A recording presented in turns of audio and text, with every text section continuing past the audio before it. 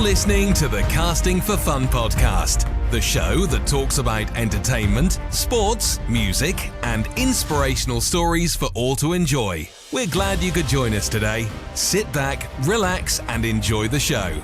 Now, here is your host, Allison Pineda.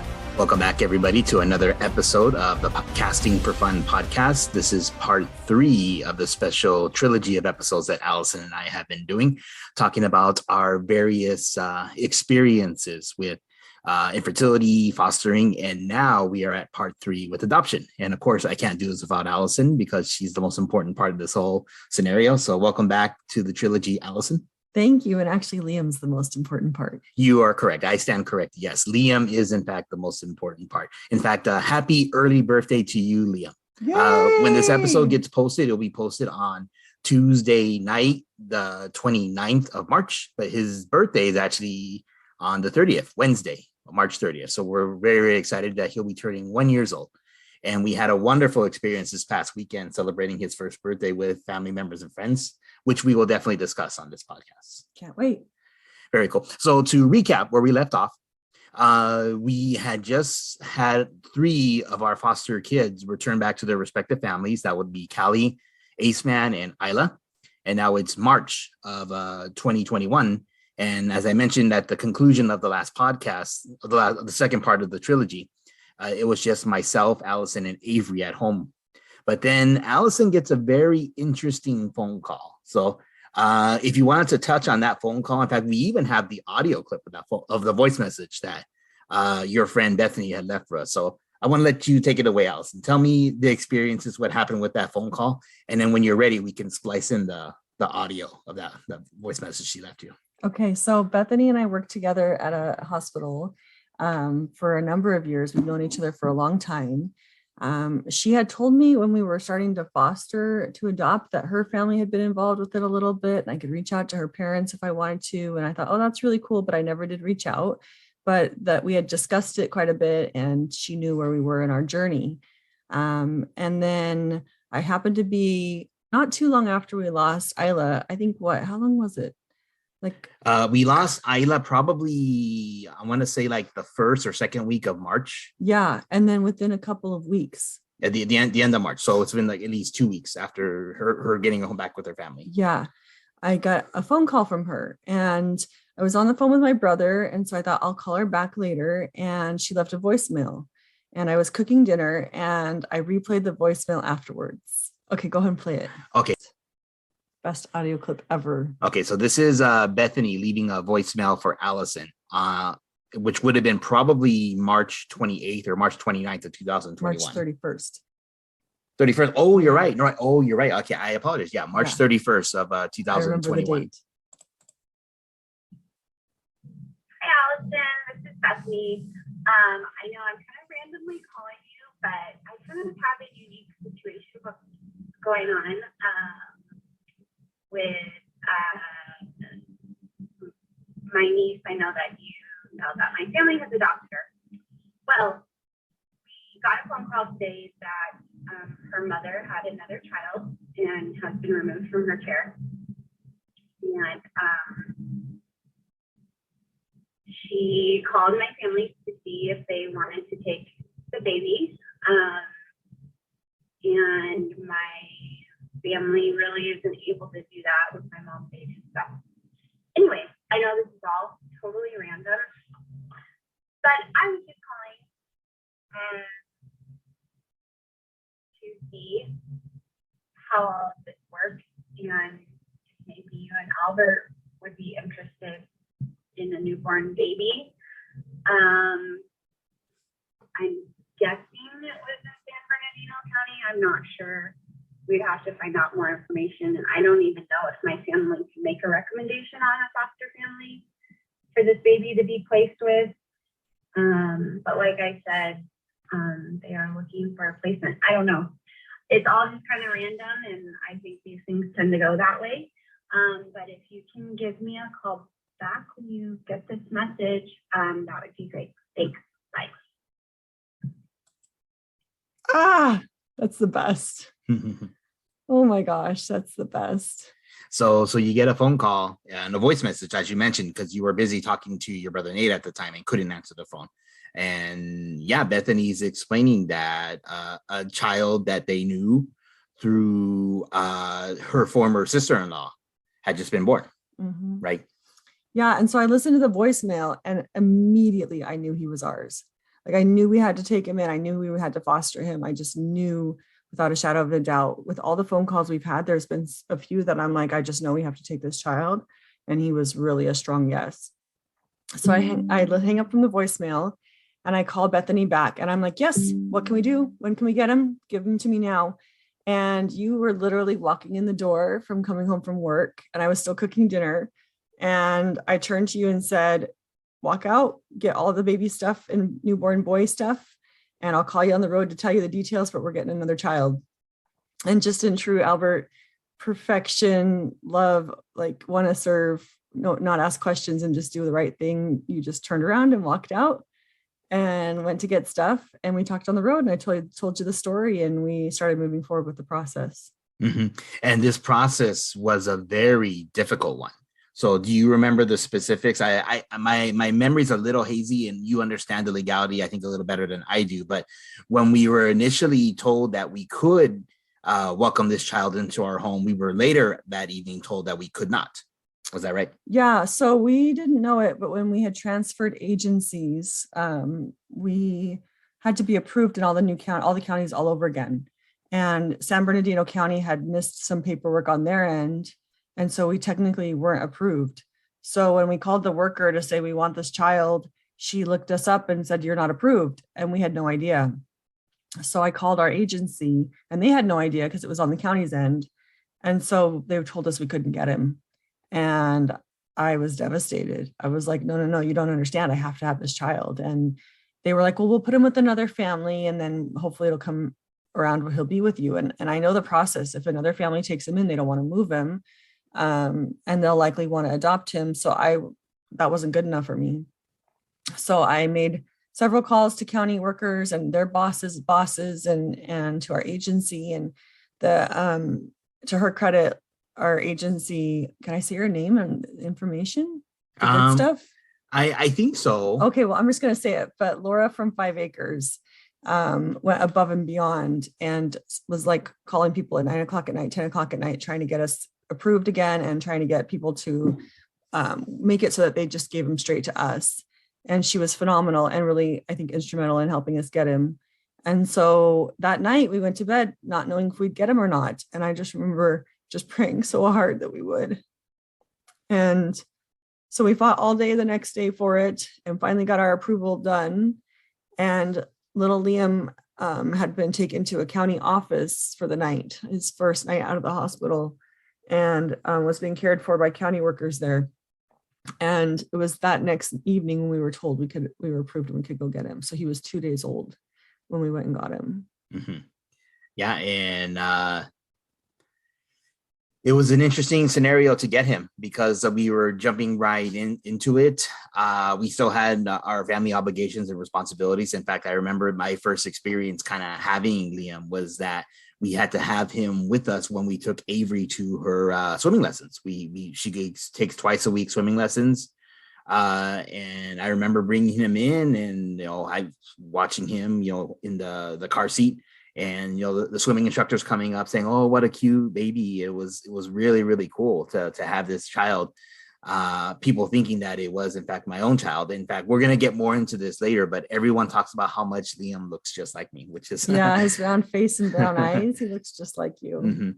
But at the same time, we have to remember that when he was initially born, he unfortunately had very difficult circumstances about him, which we're going to jump into now. If you're comfortable talking about it, sweetheart. Yeah. So, I think it's good for people to learn the truth, but so he was severely drug exposed. And when we first got him, he cried for 2 months straight, right? Day and night, just screamed. And we'd had other drug exposed kids. In fact, all of our foster kids had been drug exposed. And so we'd kind of learned some tricks for it and we thought we could handle it. And initially the drug exposure is bad and then it goes away after a little bit. But within 24 hours of having him, I knew something was a little bit more unusual. Something was really wrong. The normal things that we did didn't work. And he seemed to have like almost like seizure-like activity and some other things that were pretty scary. And so I took him into the emergency room, and that's a whole nother story in itself. But long story short, thanks to Susie, if you listen, Susie at work, thank you. We were able to get him transferred and admitted to Loma Linda Hospital in their NICU. And he was there for 3 weeks. And that was really, really, really hard because we then became NICU parents, which those of you who have had a child in NICU know how hard that is, where you're just going back and forth between real life and your other children, and in our case, Avery, and then trying to be there for that child as much as you can in the NICU and dealing with all the uncertainties and the unknowns. That was really scary. And I remember them coming to us or coming to me, and it was during COVID, so we had to switch off. We couldn't even go in at the same time. And them saying that he wasn't eating properly and he needed a feeding tube. And I just knew, I'm sorry, he had a feeding tube, that he needed an NG tube, like an actual tube. I just knew that what that meant. I knew that if we went down the NG tube route, that it would mean other complications and possible outcomes for him that weren't as ideal. And so I turned to one of the NICU nurses that I'd befriended, and I said, what do I need to do to keep him from having to get an NG tube? And she said, you basically need to live here. She's like, you need to be here for every feeding. You need to ensure that the nurses are doing their job. Sorry, I'm getting emotional. And be here for the feedings. And I remember going out to the parking garage and just in tears because I was already exhausted and already was overwhelmed, and calling my mom and being like, how am I supposed to be here? I have a full-time job and a daughter at home and responsibilities, but I don't want to leave this child. And she said, one day he could be yours. You need to do what you would do if he were yours now. And she said, what would you do if he were yours now? And I said, I'd stay 24/7. And she's like, then make that happen. So I did. I called in sick. I made arrangements with Albert to watch Avery 24/7. And I basically lived at the hospital. I slept in the car for a few hours each night and then went back out to feed him again and just stayed at the hospital at the NICU. And within a few days, he was eating properly and doing much better. And after 3 weeks, he was discharged. Mm-hmm.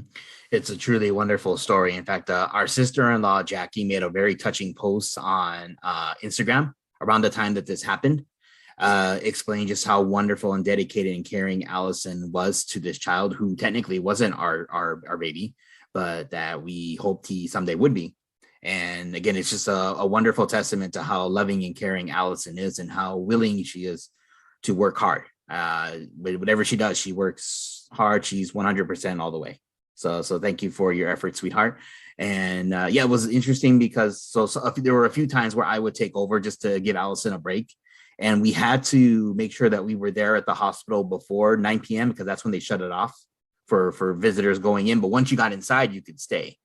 And so there were a few nights that I took over for Allison, but there were several nights where she wouldn't come home until 1-2 o'clock in the morning. Avery and I are fast asleep, but she's doing what she does, caring for this brave little lion. Yeah. So again, can you recall the story how Liam gave him the nickname of the lion? Yeah, I just remember him being in the NICU and somebody saying that he was a fighter. And I was like, yeah, he's brave, he's courageous, kind of like a lion. I just threw it out there. And I said, he's our Liam the lion, and it just stuck. And to this day, he has everything lion associated. We call him Liam the lion all the time. And he's still that brave, courageous little boy that I just think is the most fierce, capable thing ever. Mm-hmm. If I remember correctly, your dear friend from Florida, Katie Maslow, has sent you a lion book, children's book, right? Mm-hmm. To commemorate and celebrate that. Yes, we were giving him this nickname. In fact, for those who have followed our story, that we were referring to him simply as the lion, because at the time we weren't allowed to give out his biological name due to privacy issues, because he wasn't our legally adopted son. So for a long time, we just simply called him Lion. Mm-hmm. Yeah, Katie was fantastic in supporting us and helping us through a lot of the scenarios in the beginning, because she's dealt with foster kids, and she was really, really tender and sent us a lion in a book and things about lions. So a lot of friends have stepped up and sent us lion stuff. It's been really sweet. Mm-hmm. So as Allison mentioned, after 3 weeks of the wonderful care that Loma Linda gave him, and again, shout out to them, because they're a wonderful, fantastic hospital. They were truly great. The nurses there are amazing. They go above and beyond. So Yes, you can truly tell that they love the children that they care for there. Casey and Mike, I love you. Those were two of his nurses that are still friends of ours today, and we just couldn't have done it without them. Thank you so much. Absolutely. So when Liam's home, as Allison mentioned, for 2 or 3 months, even after he came home, it was just really difficult because he would just constantly cry. It was very hard to get him to stop. And as Allison mentioned, some of the techniques that we had done before, not by no means are we pros, but we've dealt with newborns before. So we especially drug exposed newborns. No, you're fine, sweetheart. So again, with the case of Aceman and Isla, we knew things that we could try that would work, and it just wasn't clicking with Liam. But eventually it did, right? After just a lot of hard work, care, patience, love for the child, it got better, right? Yeah, it was like one day he was a screaming constant baby, and the next day he was fine. And the doctors say that that's exactly what they expected when the drugs left his system, that it would finally just get out of his system altogether and he would be normal. And that's exactly what we experienced. So for those who may be wondering, so Liam's in our care. And with the other foster kids who we had in our care, we had visits with the family, but that wasn't the case for Liam.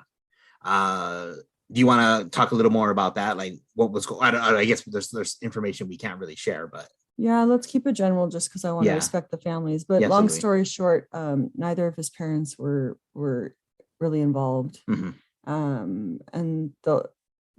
guess that's all I want to say is it just there wasn't a family member that came forward that would have been acceptable for him and would have been a healthy fit for him. So, one of the things with fast forwarding to his adoption, but one of the things that a lot of people said is that, how sad that a family didn't want him. And I wanted to scream every time someone said that, because I'm like, no, there is a family that wants him and we want him bad. And so, what turned out to be a sad thing that no family members biologically stepped forward was a huge blessing for us, because that's how we ended up for him. But yeah, nobody came forward that was a good fit. So we take care of him the best we can, and I think we're doing a pretty good job, right? I'd say we're decent. Some days are better than others.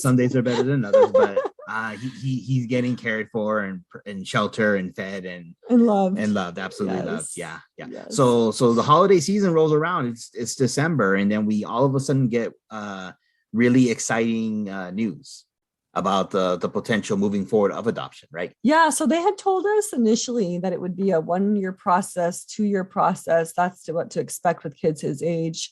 They want to do their due diligence and make sure no other family members come forward.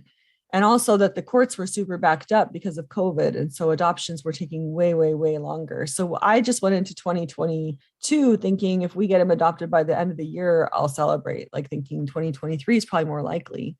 And so that was the expectation we had.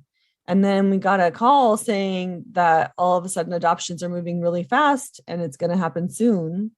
And they started the paperwork and the process of that and said it could be 6 to 8 weeks, but it's going to happen sooner than we thought. So that was really exciting. If I can remember our dates correctly, I want to say it was December 22nd or maybe the 23rd of 2021 that we went to a notary. Local one here in our neighborhood, and got the paperwork notarized, right? Yeah. To begin the process. Yeah. Signed off that we both want him and filed our adoption order is what it was. And then shortly after Avery's 5th birthday, in January, right after that is when we actually went and signed actual paperwork, right? Yeah. We had to go into the county office with our county worker, and she had to sign basically saying that we want him and we're requesting him and this is official. And that was a really exciting day. It was very exciting. Yeah. Sorry, we're jumping ahead a little bit because we're about to get some really exciting news here. So spoiler alert. Okay, so I don't want to take away too much from this is Leon's podcast. Absolutely 100% Leon's podcast. But in January of 2022, we're at a family trip for Disneyland.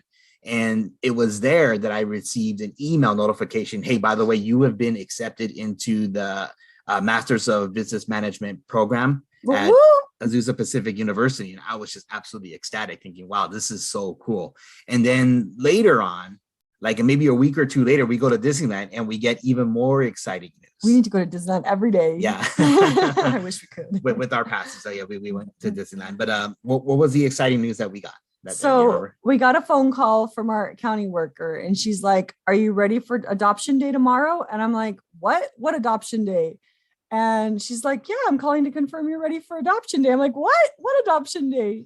And she's like, "You didn't get my email?" I'm like, "No." Well, it turns out she had emailed the wrong family, unfortunately for them, which really stings, but had told them that their child was being adopted when it was really us getting an adoption appointment.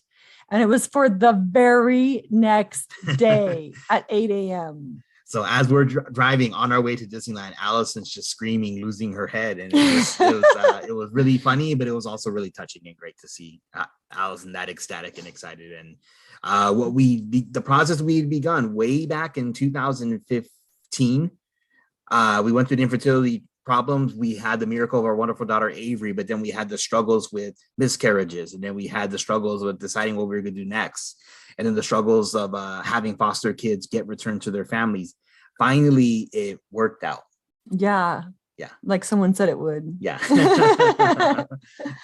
I always knew something was going to happen. So yeah, the fight was worth it totally. But so we had our call and we were ready for the very next day. You know, it turned out interesting because I had wanted to make it like kind of a special thing, invite company over and make it a big deal.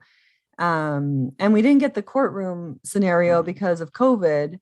We actually just had a phone call, which at the time was kind of a bummer. I would have liked the courtroom scenario, but I also felt like it was as it should have been. Like it was just our little core family and just over the phone in our home. And what a special moment to be able to have that happen just with those that we loved. And it wasn't about like fancy stuff that I would have done normally. It was just about our family adopting a baby. It was wonderful. It was absolutely wonderful. So next part I want to talk about really quick is we decided that the name. Remember, we talked about it back in the first episode of the trilogy, that if we had any additional children join our home, they would have to have an A name.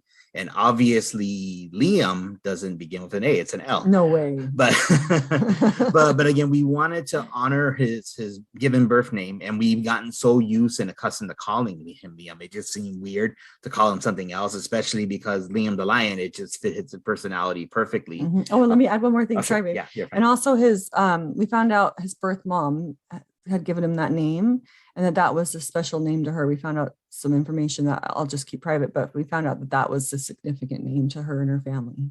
So we wanted to honor that too. Yeah. So now we're at the little bit of a conundrum. Okay, what do we do now? So we bring them up all the time. So our good friends, the Ferrantes, Stephanie and Ryan. Hi, Steph and Ryan. We love you. Stephanie had actually suggested that using Liam as his middle name would be a great idea, as technically Stephanie is her middle name. Right. So we figured, oh, okay, cool. Yeah, we can keep the middle name of Liam to honor his biological given name. But at the same time, we wanted to give him an A name that he would it would be attached to him legally, but that we would still refer to him and call him as his middle name, Liam. And we didn't want him to feel left out. Like everybody else had an A and he didn't. And so it was a way of him being a part of our family permanently. Yeah. Yeah. So again, we go through like the normal baby process, which is maybe a little weird that we have a child who's already born and alive, but we're trying to decide on a first name now. Which doesn't work well for us. We don't agree on names very well, you and I. No, not necessarily. And again, it makes it a little harder when it's A's, but yeah, we committed true. to it. So thankfully. And it's a wonderful thing we did commit to that. Yeah, good point. So we even opened it up to family members, just like, these are some of the names we're thinking of. Do you like it? Yes or no? Ultimately, we went with Austin. Right. Yeah. I think we both just agreed we loved the name. Yeah. My wonderful dear cousin Sonia has a son named Austin. That's the only Austin on my side of the family, but it's not the immediate family. It's extended family, my cousin's son, which would be my first cousin once removed. Right? Something like that. I don't know. Sure. but again, so yeah, for all intents and purposes, we're calling him Liam. I guess later in life, if he decides he wants to be Austin, that's totally up to him. But for us, he will be Liam the Lion. Yeah, he will always be our Liam the Lion, but we're going to have him be legally Austin Liam Pineda. Yeah. So then we have him. He's ours. He's legally adopted, and I know a lot of our friends are really excited that when we post pictures of him, we don't have to block out his face anymore. Oh, that's for privacy. The best ever. I hate doing that. I'm so glad we can show his beautiful eyes. So now it comes time to properly celebrate. right? Yes. Okay. So Which we do know how to do. Allison probably better than I do, but so Allison, if you could actually tell the listeners what you had in mind for celebrating this momentous occasion of celebrating Liam's first birthday, but also celebrating him permanently joining our family through adoption. Yeah, I mean, I'm so excited that they fell at the same time, his birthday and our adoption finalizing. Really, it was such a fun time to have it happen at the same time. So I think, I mean, obviously throwing a big party for him was more for us than for him, maybe more for me than anything. But I felt like it was, accumulation of 4 years of trying to have another child after Avery, and the process that we went through and all the heartache that we went through. And I just really wanted to celebrate that at the end of those 4 years, we have this beautiful child. And so, Liam the lion had to be a lion, and we wanted to come up with something that would fit that theme. So we did a circus theme, and we went big and hired a company and had about 250 people come celebrate with us. And it was everything we had hoped it would be.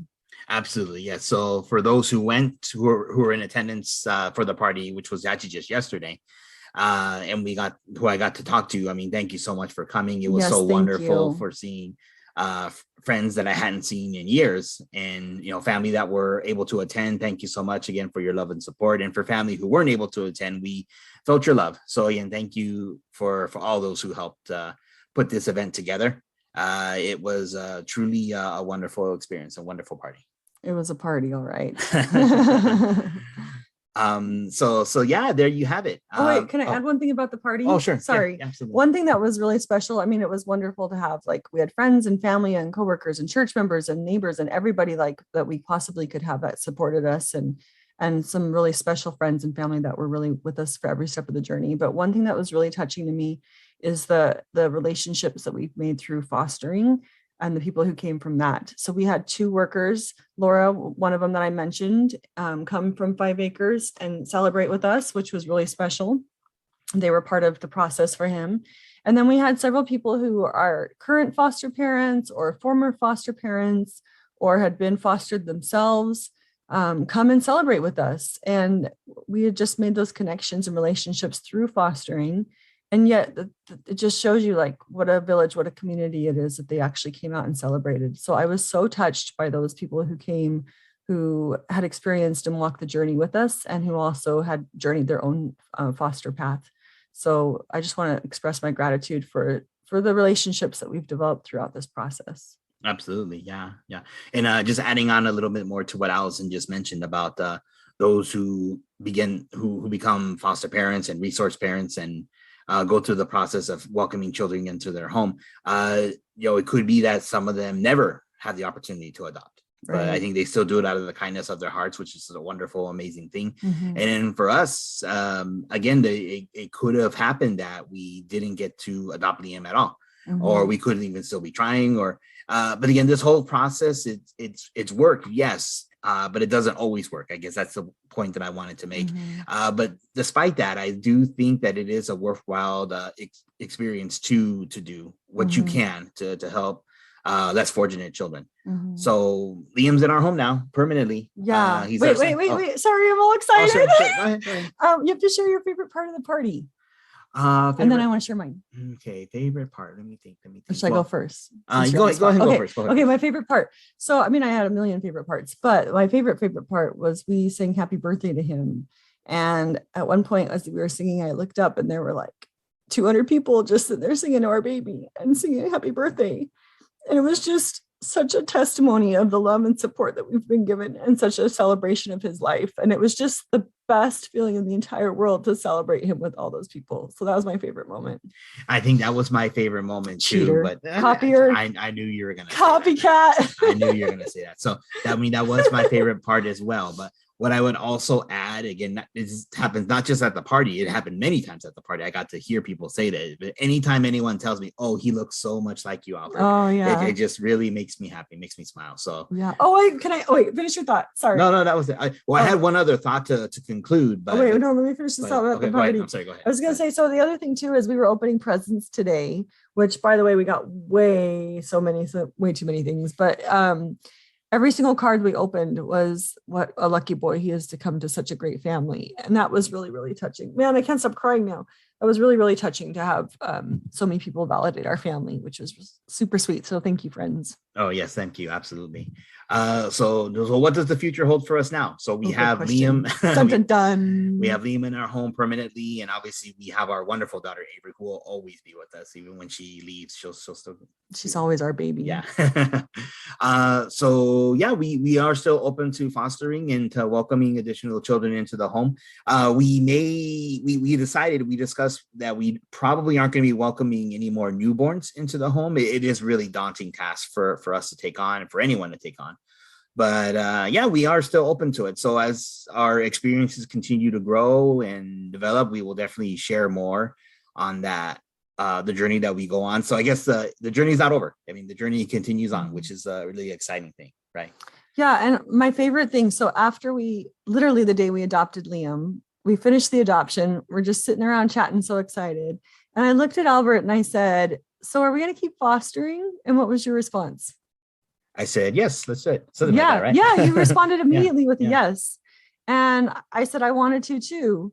And I said, what if we don't adopt again? Are you interested in fostering just to foster? And I said, yeah, absolutely. Yeah, I think that our hearts have been softened. If we adopt again, that's fantastic. And if we don't, there's still children that we need to love and help. And I think we've realized that we have a service we can provide and that we want to help more children. And so that's really like a 180 for me. You know, I went into this, like, I'm only adopting, I'm only doing this because I want another child. And now it's in this healthy, happy place where we're like, let's help children, whether they stay with us or not. So I'm really excited for the future. We're definitely going to keep on fostering. In fact, at the party yesterday, I might have pulled a couple of the workers aside and I was like, please call us again. We're ready. I'm feeling the itch. It's time for another child. So that's exciting. Mm-hmm.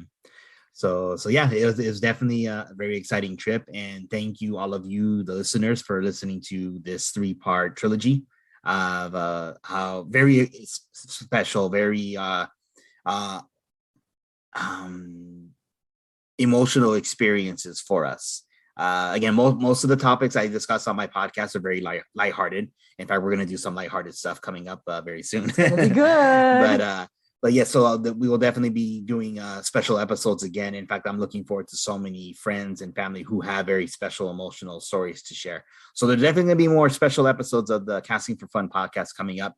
But again, thank you for listening to our experiences and going on this journey with us. It's been so much fun, I think, for the both of us to recount our experiences that we've had with growing our family.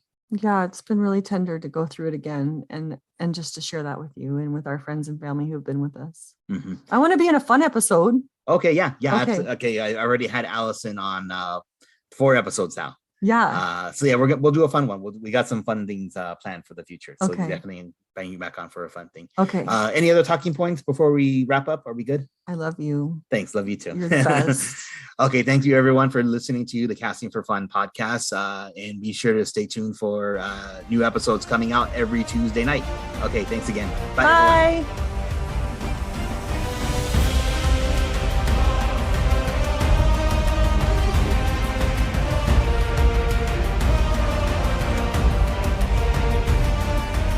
Welcome everybody to the very first post-credit scene for the Casting for Fun podcast. Sorry, there's actually just one more quick message that Allison and I wanted to mention, and it wasn't included in the original recording, so we're going to go ahead and put it in right now. Yeah, I think we got too excited and we started cruising through things, and so I'm so sorry, but this was on my list of things I wanted to make sure we talked about today. Mm-hmm. So we want to give a shout out and a huge thank you and express our love and gratitude to Bethany's family. Yeah, I mean, I think there's so many miracles in this process of adopting Liam and so many ways that God put things to fall into places they should have. And one of the biggest miracles for us is not only did we get this beautiful child, but we got the family associated with him through his half-sister Lily. And that is just a huge gift. They're one of the best families in the entire world. They are just very loving, hearts of gold, really down to earth, wonderful people.